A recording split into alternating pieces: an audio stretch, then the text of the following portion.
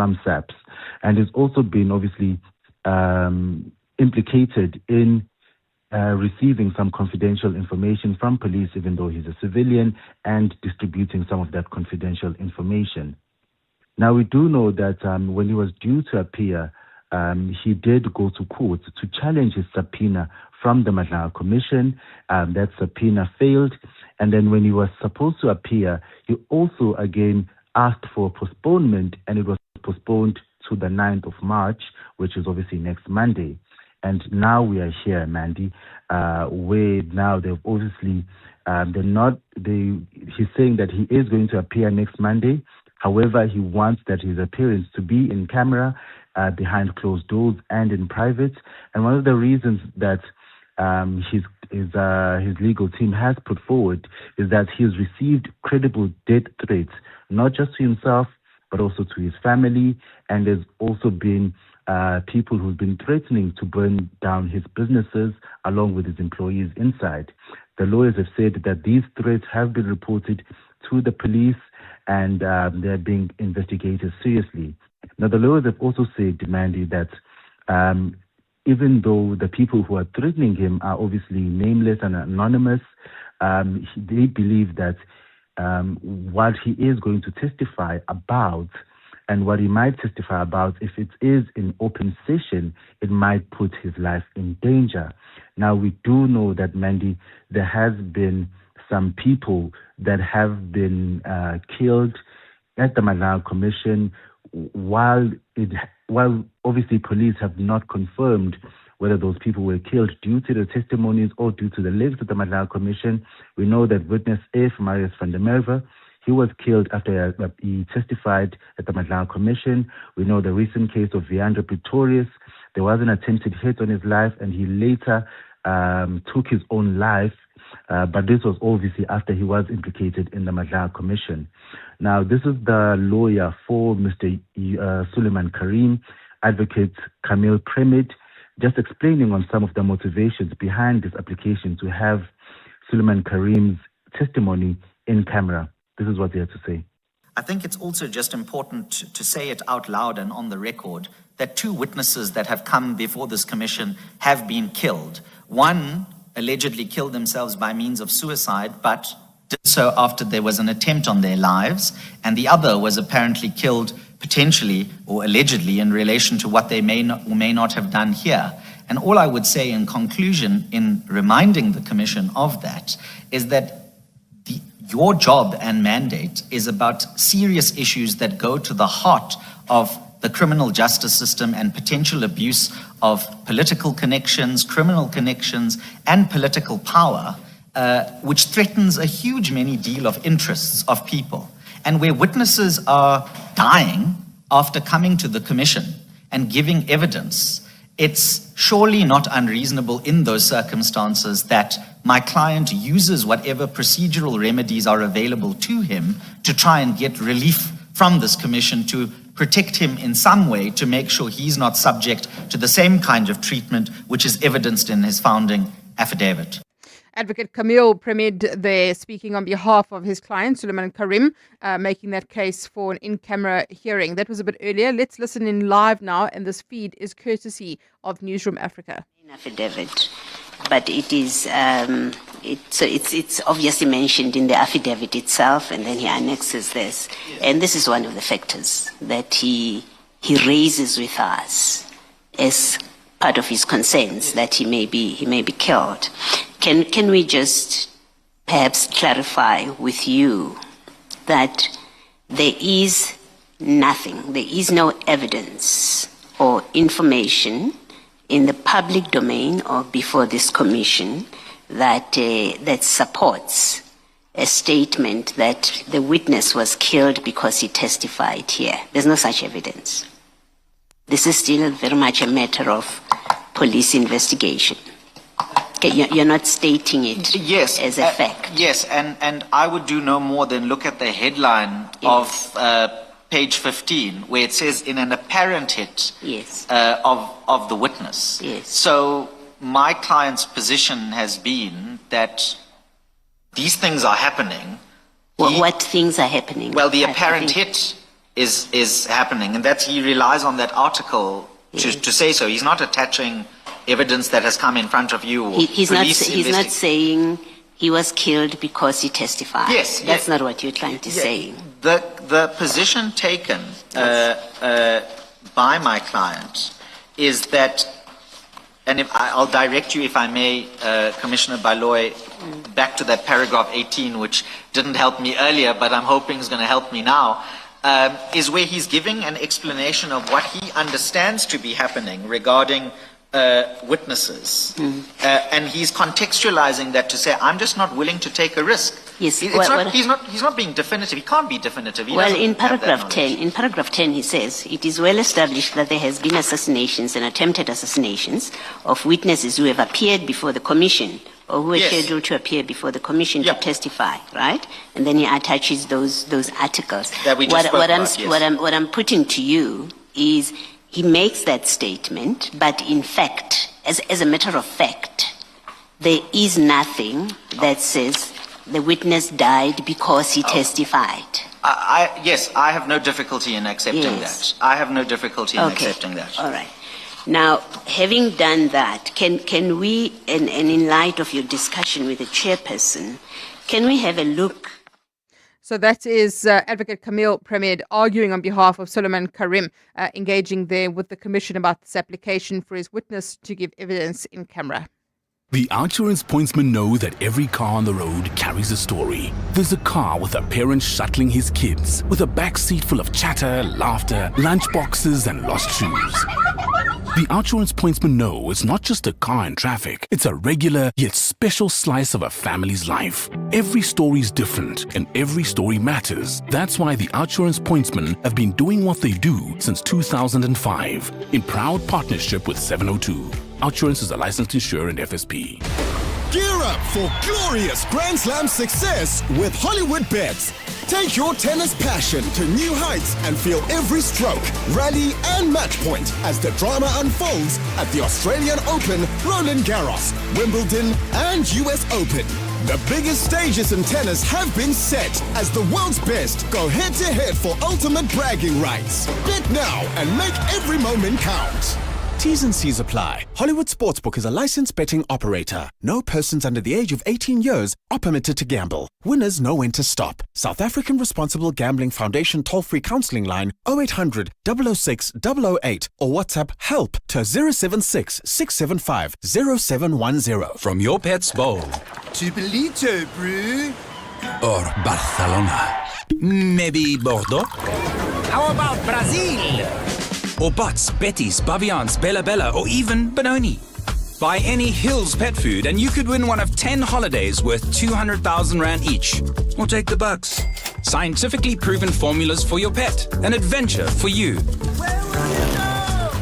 Hills Pet Nutrition. Science does more.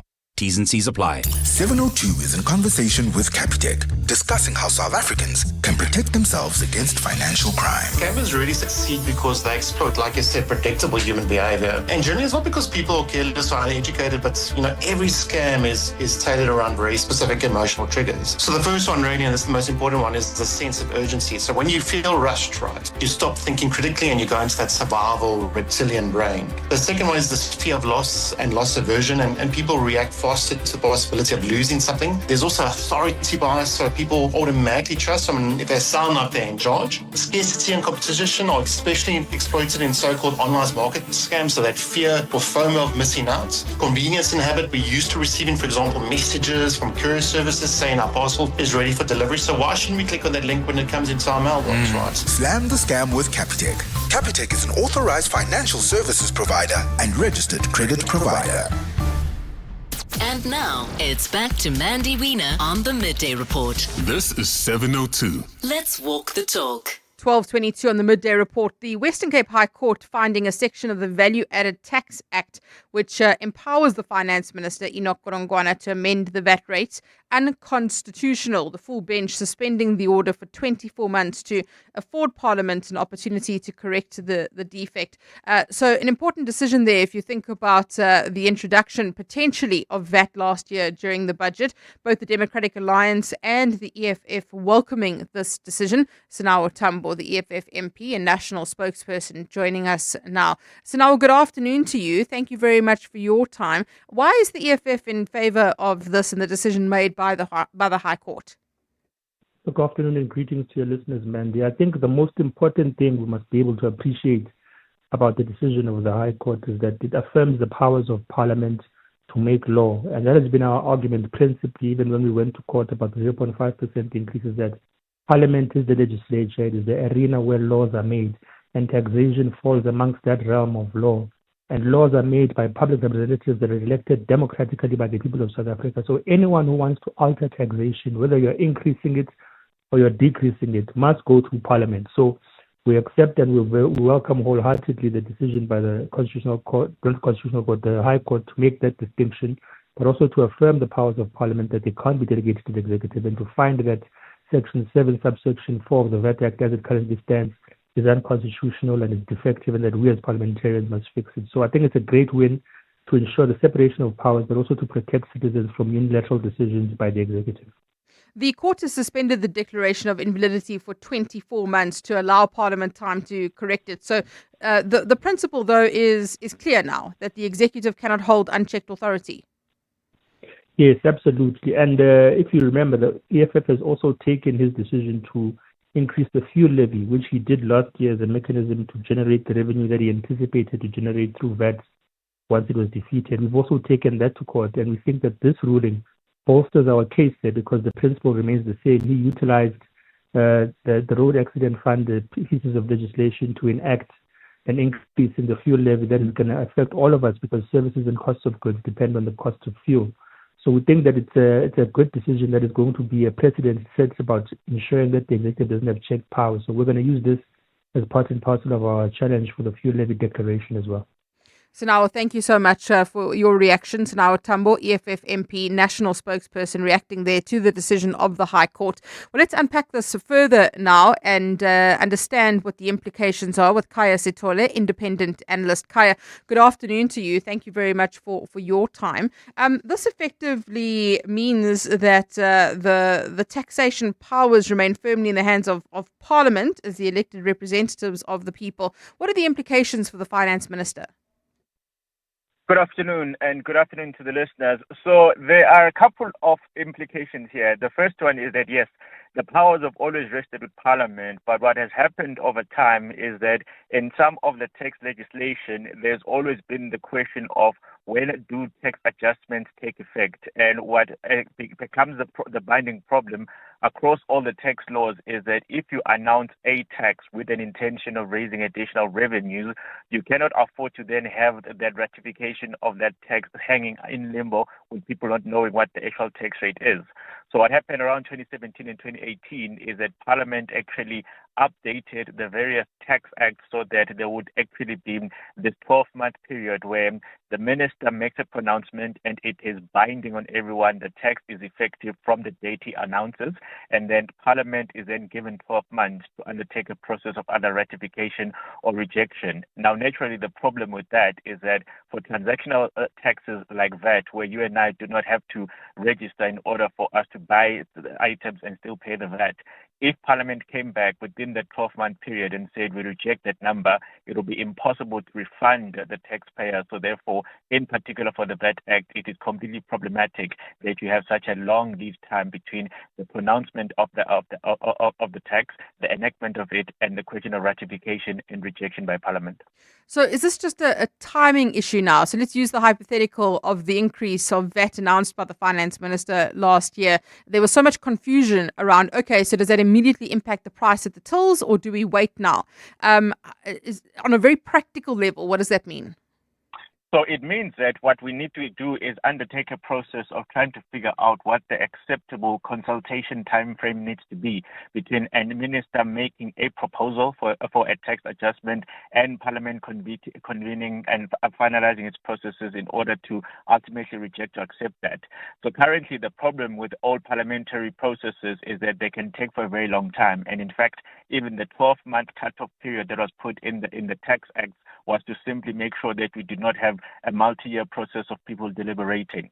So in this instance, now clearly it will no longer be possible for the minister to say, I'm making a proposal and it's binding tomorrow. So he will be in a position to say, I'm proposing we change this tax by this particular number, subject to ratification within this particular time window, so that the tax adjustment process is not left in limbo. So it will be slightly different from the other open-ended processes that other bills get subjected to. This one has to have a concrete time frame, although the minister no longer has the unilateral discretion to say it will be the number until you guys decide otherwise.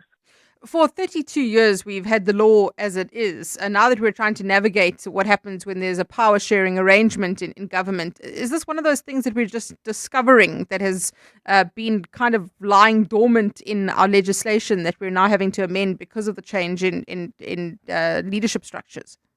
Yes, it is, because ultimately every other budget that would have been presented by proposed by an ANC finance minister, the assumption was that however long Parliament took, ANC members will ultimately ratify that proposal anyway. So no one ever countenanced the idea of, well, what if Parliament does not actually approve what the minister has proposed? That was the new dimension of last year, where the DA said, well, actually, whatever the time frame is, if we don't ratify this, then you've got a problem. And the problem is that taxpayers will be caught in a bind because you are forcing them to pay this tax immediately. And until there is a process that says it is correct or not correct, there's no mechanism of actually refunding the taxpayers. So it's a lesson of those 32 years. But also quite interestingly, in 2017 and 2018, they did countenance what to do with this. In fact, the different taxes used to have different time frames. So they went through a process of harmonization, which is where the 12 months that Minister Kotongwana was using last year came from. So unfortunately, even this case focused on the VAT issue only. It didn't deliberate on what the other taxes that are subject to the same variation clauses and what needs to be done with them. So we still need to deal with that as well then. Ideally, we should, because I think the harmonization process is quite important, and naturally, there will always be a point in time when a minister says, I need to make an adjustment to a particular tax rate, and you don't want us to have to restart the process again and say, well, actually, the law as currently written or as currently drafted gives you the universal powers to implement this effective immediately until Parliament convenes and says otherwise. So one would hope that in the process of fixing this one that has been given 24 months to do, they will actually address all the other overlapping ones. Okay. Kaya, thank you so much for explaining all of that for us. Kaya Sitole, independent analyst, giving us some insight there to the High Court decision today, finding that a section of the VAT Tax Act, which empowers the minister to amend the VAT rate, unconstitutional. 12:30, time for Eyewitness News headlines.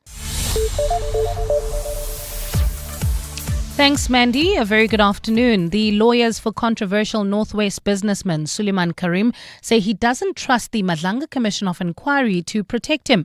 The commission is hearing an application today for Karim to testify in camera. His legal team says he has been receiving death threats and he is concerned that his testimony may put himself and his family in danger. The supporters of the leader of the International Pentecostal Holiness Church have accused police of heavy-handedness in dealing with the group which gathered outside court today. Michael Sandlana and his co-accused appeared in the Pretoria Specialized Commercial Crimes Court today. Outside court, his supporters clashed with police over his continued incarceration. Sandlana was refused bail by the court due to pending assault cases as well as allegations that he resisted arrest. And the Cape Amalgamated Taxi Association has condemned the torching of 9 minibus taxis at the Nyanga taxi rank. Fire crews were called to the scene in the early hours of this morning. The cause of the fire is still unknown and no injuries have been reported. Well, those are the headlines. This EWN and more at 1 or as it happens. EWN Sport. A very good afternoon. We start with last night's SA Rugby Awards.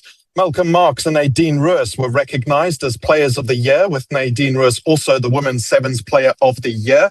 Rising talents Ethan Hooker and Beandre Dolph claimed the Young Player Awards, with Shilton van Wyk and Hashim Peed recognised in Sevens and Junior Rugby.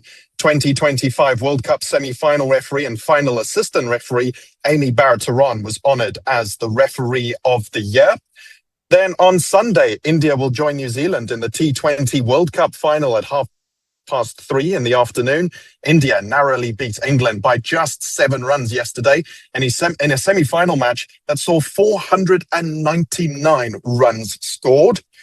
Then turning to football, Tottenham's relegation fears have deepened after a 3-1 home defeat to Crystal Palace last night. Despite sitting just 1 point above the drop zone after 5 straight losses, interim manager Igor Tudor still feels Spurs are going in the right direction.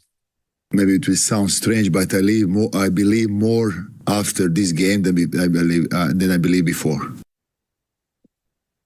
Also in football, CAF has rescheduled the 2026 Morocco Women's Africa Cup of Nations from this month to July.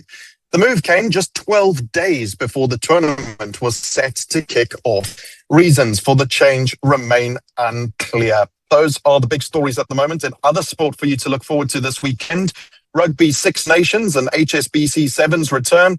The 2026 season of Formula One is lights out in Australia. Live Golf Hong Kong and the Joburg Open host some top golf. The Indian Wells features some of the world's tennis stars. And of course, there's the T20 World Cup final. Have a great weekend. For Eyewitness News Sport, I'm Alex White. EWN Traffic. Well, at this stage in Boksburg, if you're heading towards Brakpan, we still have slow-moving traffic due to roadworks on the N17 eastbound. That's between Rondebolt and Heidelberg Road. If you're leaving the Pretoria CBD, there's also bumper-to-bumper traffic. That's in Hermanstad on Eskiam Pahlele between Vormhagen and R80, while in the mother city. Expect some delays on the elevated freeway heading into the Cape Town CBD. There's also slow-moving traffic on the M5 northbound. This is approaching Barclay Road, and traffic remains congested. This is on the M3 southbound between UCT and Wynberg Hill. If you come across any other traffic issues, please WhatsApp us on 072-702-1702. There's more EWN on air, online, and on the EWN app. Mzansi, a shower of millions awaits this March with Powerball and Powerball Plus at an incredible 111 million rand in total guaranteed jackpots this Friday. Make it rain lots of cash by playing Powerball for a guaranteed 75 million rand and Powerball Plus for the guaranteed 36 million rand today. Buy your tickets now in store on nationallottery.co.za, the mobile app or cell phone banking. Panda, Pusha, play. Players must be 18 years old to play responsibly. E2 is the proud operator of the National Lottery.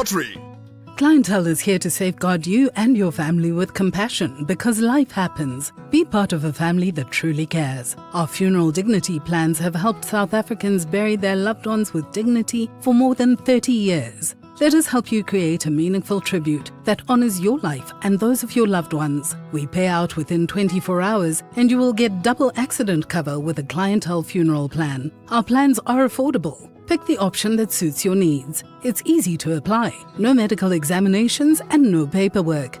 SMS funeral to 31586. That's 31586.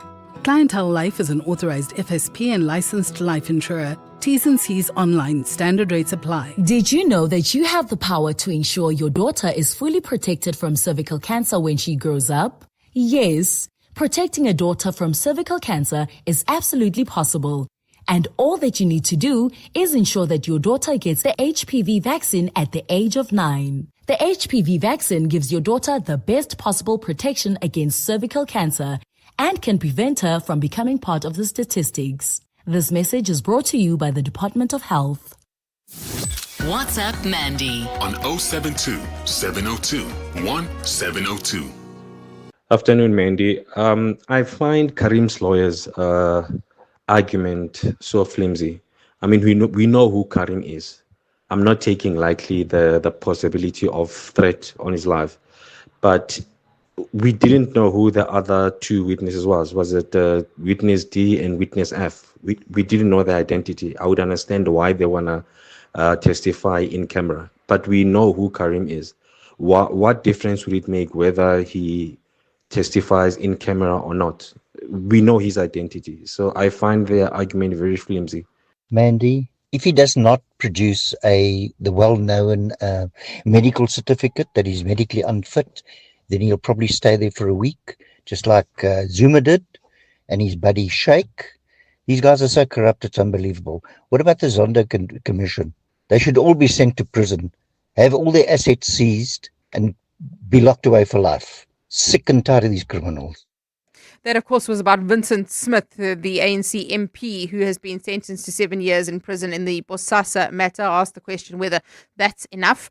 On the Karim matter before the Madlanga inquiry on the WhatsApp line, Mandy, I'm thinking the people Karim did whatever deals already know he's going to testify in camera or not. So technically they can still take him out if they wish because his name has been mentioned. And that's relative to the first voice note we received as well. I think that anybody who testifies, even though they're testifying under a pseudonym like a Witness F, a lot of people already knew who Witness F was anyway in the media. They didn't say it publicly, but it's not rocket science to work out who these people are from the line of questioning. But we have seen people being killed. So that's the concern from Karim's lawyer, saying, well, Witness F, that we've seen a suicide, we've seen a shooting, we've seen somebody being killed, and that's why they want it in camera. It does seem, though, from what Madlanga is saying and the questions being asked, that he's not in favor, although no decision actually being handed down yet. 7:02. The Midday Report with Mandy Wiener. Let's walk the talk. Well, it's quite something to see a judge appearing in the dock, and that's what happened today. Judge Portia Pachlane appearing along with the IPH church leader Mike Sandlana in Pretoria. They're collectively facing 19 counts of corruption, all to do with the International Pentecostal Holiness Church case. And this is the factions that are fighting, allegations of corruption as well. Dibakatso Leshoro, EWN reporter in court for us. Dibakatso, good afternoon to you. Talk us through today's court appearance. Yes, indeed. Sorry, Mandy. The judge, Pasha Palhani, did appear alongside his 4 other accused. And one accused number 1, Mahapi Puti, was not in court today, and actually a warrant of arrest was issued. However, his representative, his legal representative, was there and gave a sick note on his behalf. But the magistrate issued the warrant of arrest, but it's been stayed until the next court appearance, which is in July, 23rd. So the case was postponed because the state is saying that they've stumbled upon new information and they are in the process of verifying that information. This includes interviewing the judges, some of the judges that the accused was working with. So they wouldn't provide further details on that, saying that it's still too early and, they are looking into this. You will recall, Mandy, that even though the official allegation is that the judge was bribed with 2.4 million, it's understood that there was apparently more money. So the suspicion is that they've gotten some sort of documents or something to support those claims. So we'll see at the next court appearance if any additional charges and what is it that if that number will change. So that's what transpired inside court. Outside court was also very interesting. I'm sorry, where the supporters of Michael Mandlana, he's the leader of this church where there is a succession battle. He's been remanded in custody because he apparently resisted arrest when the police went to apprehend him. But also he's got a number of cases that are pending, including assault. So the court has labeled him dangerous, saying that they suspect that he may interfere with witnesses. So he's the only one who's inside prison at the moment.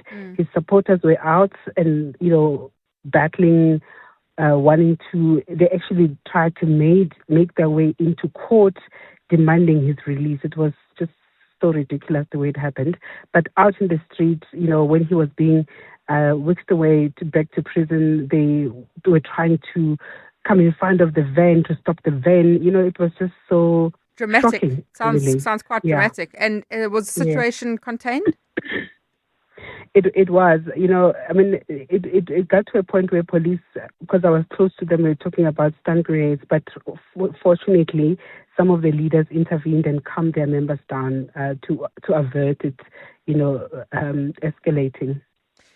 In terms of Judge Portia Pachlane herself, did she say anything today coming in or leaving court to the media? No, I tried. I tried to get close, but she had such a security contingent around her, and she wouldn't speak. She appeared very stoic, like, very confident. I mean, his lawyer was saying that he was upset that because of the postponement, saying we've been ready to go to court. You made the arrest knowing that, your investigations are concluded.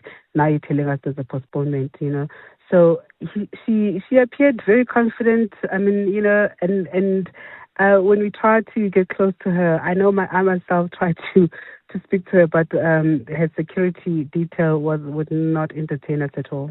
Dimakatso, thank you very much. Dimakatso Leshoro, EWN reporter in court with Judge Portia Pachlane. And this is all to do with that IPH church matter, the International Pentecostal Holiness Church, that matter in court today. The Outsurance pointsmen know that every car on the road carries a story. There's a car full of groceries and a lady who will be attempting to make her mother-in-law's famous recipe for the family dinner tonight. 5 mils of sugar. The Outsurance pointsmen know it's not just a car in traffic, it's butterflies and a potential bonding moment. Every story is different and every story matters. That's why the Outsurance pointsmen have been doing what they do since 2005 in proud partnership with 702.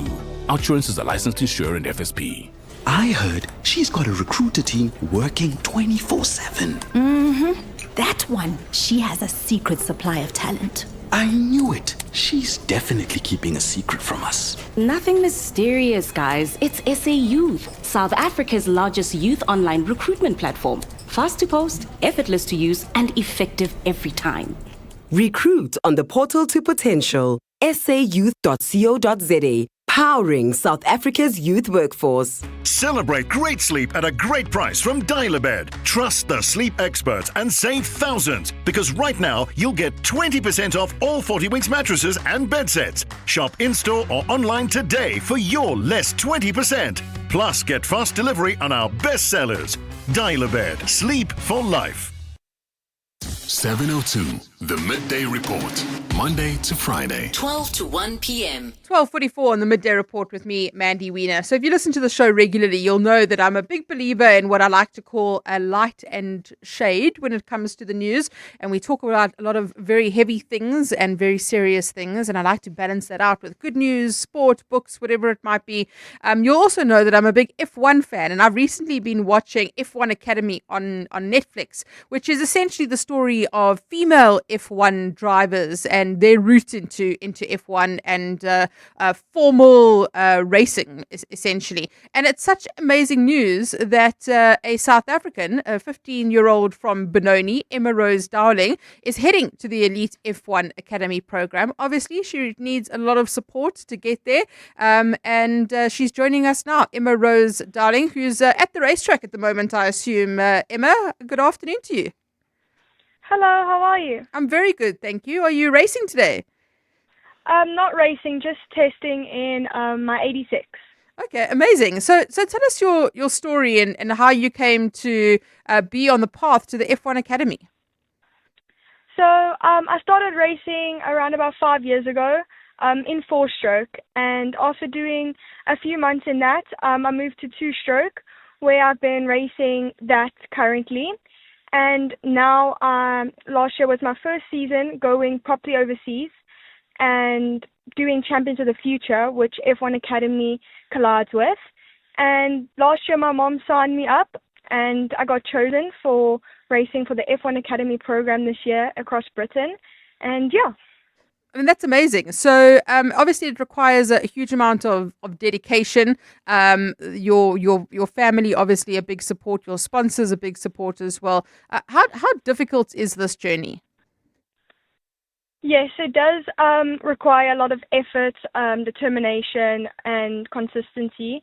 I think if you put a lot of effort in it and it's what your dream and that's what you want to succeed in, I think it does make it a bit easier because you have a passion for it. But yes, it is a bit difficult handling school and normal life, but it's what I want to pursue my life in. So I guess I have to put my brain into it 24/7. There was a time when the standard question would be, it's so unconventional for a woman, for a girl to be doing this. It's such a male-dominated sport. That things have really shifted. If you watch F1 Academy and you see what F1 Academy is doing, and if you appreciate the work being done by women in the F1 sport, this is becoming not the norm, but a lot of advance has been made. Yes, it's really nice seeing a lot of girls getting into the sport, especially that everyone thought it was a male-dominant sport. And now that there's a lot of girls coming through and academies for women and a lot of people noticing them is really great. Thank you to Susie Wolf, of course, who's really been a trailblazer. So Emma, what is it going to mean for you if you get to go to the F1 Academy? What would your life look like? So it's a full season, 4 races across Britain, and so traveling is quite hard living in South Africa. But what you would do is you would just go to the race weekend, so fly to Britain, and it starts on a Thursday normally, and you would have a test day, then you would have quali on Friday, and then your 2 race days on Saturday and Sunday, including a final on both. And then that's the same kind of setup for every race. And then because I don't really live in Britain or in Europe itself, I would have to travel more to test at those tracks as well. So I actually leave for Britain next weekend on Sunday, straight after my race at Cape Town, to go test at some tracks. So at least I have a bit of experience there. And I imagine you need sponsors. You've got some great sponsors. You're looking for support as well. If people are listening to this, if they want to help you, if they want to follow your journey, what can they do? Well, if you want to get in contact, you can definitely get in contact by my Instagram. It's just Emma Rose Darling 23. And there's also a phone number I can give you guys. But I think Instagram is the easiest to get hold of me. And what kind of support would you be looking for? Sponsors, of course, just to support me in my journey. And whenever someone wants to get involved with me would be great. Okay, brilliant. So you're off next week. What are you most excited about? For Britain? Yep, for Britain. I'm really excited to learn the new tracks. I haven't been to most of them, so it'll be really cool to see the different tracks. And just because it's not a race, it's just testing. So I'm not going to see everyone just yet. But I'm really excited to learn it, see how it is, and definitely travel with my mom. It's always a fun time with her. So, of course, the F1 season starts this weekend in Australia. Who are you a fan of, and what do you think is going to happen this year? Well, I don't know. I predicted something last year, and it didn't really work. So I'm not going to do any more predictions this year. But I do support Lando. I think he's really cool. Me too. Well, yes. Emma, when you are competing in F1 one day, remember us and make sure you speak to us on the radio. I will. All the best with your journey. All the best. Emma Rose Dowling. She's a 15-year-old. She's from Benoni. She's at St Dunstan's College in grade 9, speaking to us there. And just a great story. She's heading to the Elite F1 Academy program. If you've watched the F1 Academy on Netflix, like I have, you'll know all about it. But maybe one day she'll be competing in F1. Sports Wrap. Sports Wrap. With Tolakele Mganga.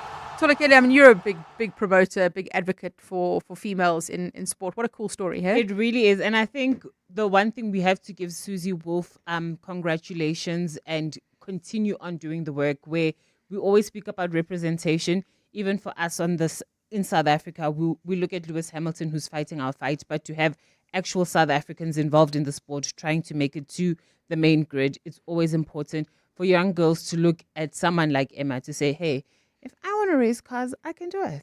It's cool. It's so I love it. It's such a great story. The F1 season does start this weekend. We've seen practice already.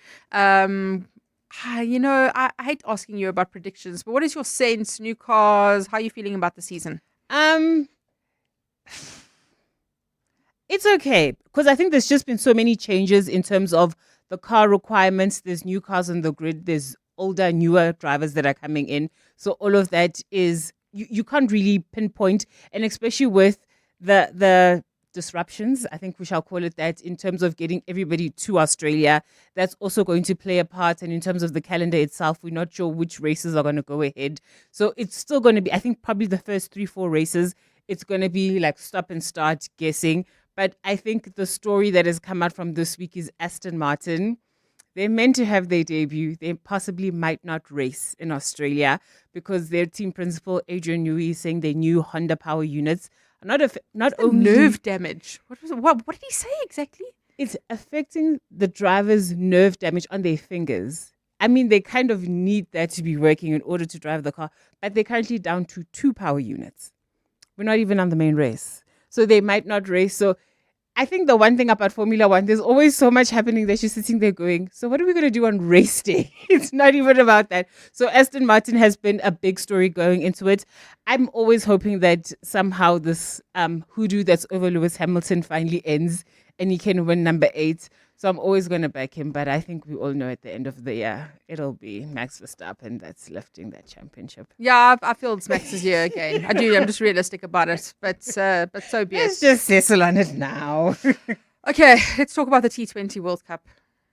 We're not playing in it. We're not playing in the final. Good luck to the people that are playing that final. But I think definitely India will be favourites to win it. It'd be back-to-back wins for them. I mean, so many people like to say the whole thing was orchestrated in India's favour. Having said that, though, if we had have won the semi-final, we could have won the final too.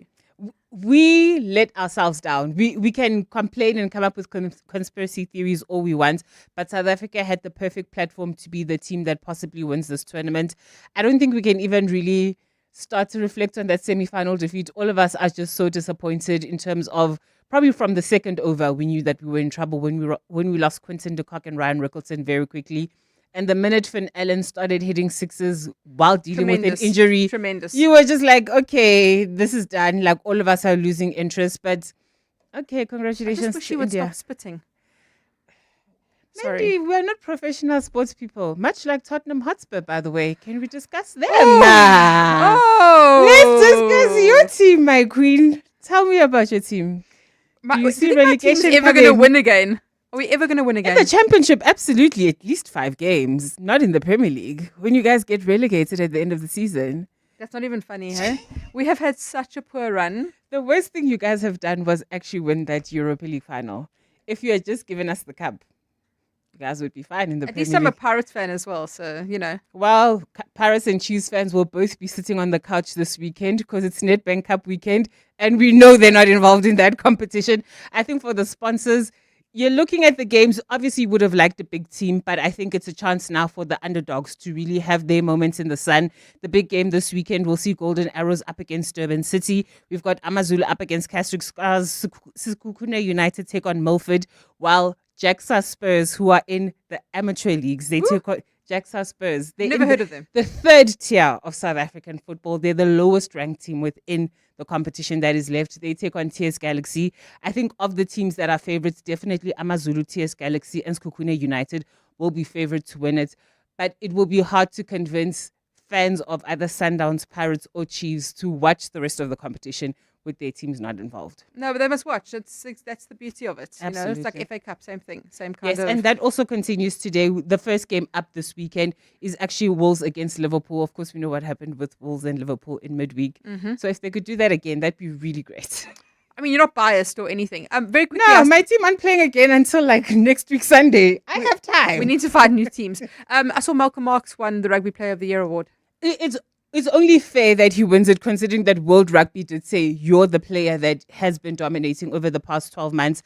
I think now that we're gearing up towards next year's World Cup, we need everybody on form. Rassie Erasmus has had his pre-alignment press conference because the team will gather, 49 players will gather as he starts narrowing it down. There were lots of changes within the Springboks last year where he was experimenting, but I think with a year to go, it's really a chance now for him to finalize who will possibly be on that plane to Australia and who won't be. It's 11 test matches for the Springboks that they're preparing for this year. And obviously the big series for them will be against New Zealand, that greatest rivalry series. So it's going to be a big year. It's going to be a lot of games, and hopefully the Boks do set themselves up nicely, because we also know with New Zealand, they'll be testing out their new coach in Dave Rennie, whose players will also be keen to impress, because they also want to return into that conversation about being a dominant force within world rugby. Tolokele, thank you so much. Wrapping up the weekend sport for us. Good things. Good things. With Brent Lindeque. And ending off the show for us, as always, Brent Lindeque, the good things guy, who's sent us some good news stories. Hey, what's happening, 702 and Cape Talk listeners? Brent Lindeque, your good things guy here, with more good news for your Friday. First up, a young South African author is proving that big dreams can start very early. 6-year-old Tlotlo Cheka from Johannesburg has just published her very first children's books, inspired by her imagination, her adventures with her mom, and the little moments that shape childhood. What started as a love for storytelling at home has now turned into 2 published books, with the young author hoping other kids will feel inspired to read more, write their own stories, and believe that their voices matter too. Next up, in the Eastern Cape, the Utenag SPCA has received an incredible act of kindness that has left the entire organisation overwhelmed with gratitude. An anonymous donor stepped forward with a contribution of R500,000, helping the shelter move closer to securing a new permanent home for the animals in their care. The generous gift has pushed the campaign total to over R1.6 million, bringing the SPCA significantly closer to their R2.7 million goal, and reminding the community that there are still many people willing to step up for animals who need a second chance. And finally, a story that South Africans have really rallied behind. You may remember Rudolph Lekay, the matric learner who woke up before sunrise to sell sweets at a taxi rank to help support his family and save up for his matric dance. When his story was shared online last year, the country responded, giving us all the feels. Donations poured in, raising more than R80,000, and the support opened doors far beyond what Rudolph could have imagined. Today, he has begun studying towards a business degree in Cape Town, determined to build a future that honors the kindness shown to him. 3 stories this week, reminding us that dreams, generosity, and a little determination can go a very long way.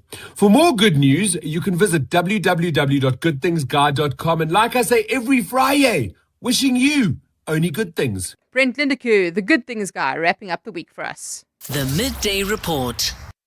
Well, thank you very much for listening today. Of course, the Madlanga inquiry continuing today, the soap opera of South Africa, as it does every day. And then expect more reaction to that decision around the tax legislation in South Africa. Both the DA and the EFF welcoming that. I hope you have a good weekend, and good luck to India and New Zealand, who will be playing in a Cricket World Cup final on Sunday. Alas, we will not be. It's 1:00, time for Eyewitness News.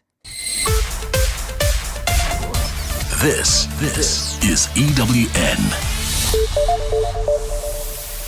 Controversial businessman Suleiman Karim says he fears for his life, and the Cape Taxi Association condemns the torching of vehicles.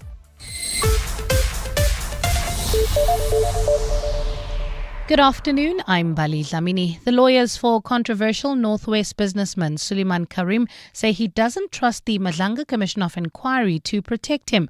The commission is hearing an application today for Karim to testify in camera. His legal team